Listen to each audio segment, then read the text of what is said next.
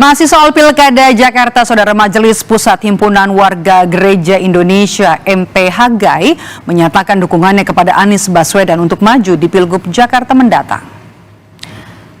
Pembina MPHGAI menyebut mendukung Anies berdasarkan sejumlah pertimbangan. Salah satunya yakni rekam jejak Anies saat menjabat sebagai gubernur selama periode 2017 hingga 2022. Hal itu disampaikan usai silaturahmi ke DPP PKS. MPHGAI berharap agar PKS juga memberikan dukungan kepada Anies Baswedan di Pilgub Jakarta.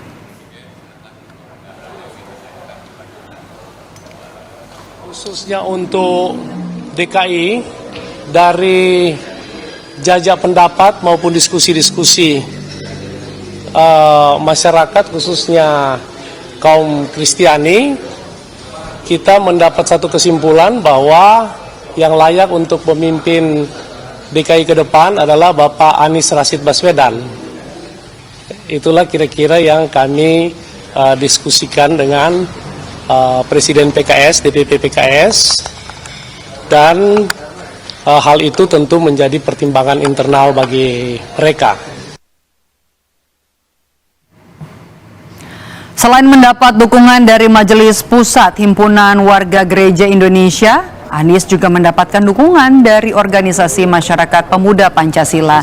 Sekretaris Jenderal MPN Pemuda Pancasila Arif Rahman menyebut akan mengerahkan dan mengimbau kepada seluruh anggota Pemuda Pancasila di Jakarta supaya memberikan dukungan untuk Anies Baswedan, karena Pemuda Pancasila disebut selalu memberikan dukungan kepada kadernya.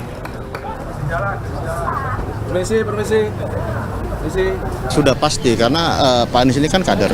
Jadi kalau memang kita ini kan selalu mengutamakan kader. Jika ada kader Pemuda Pancasila yang maju, maka wajib hukumnya untuk didukung. Gitu. Itu aja.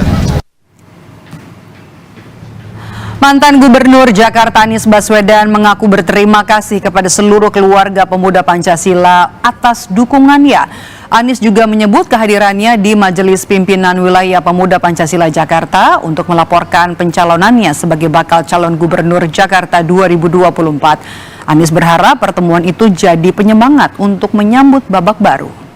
Pancasila Provinsi DKI Jakarta.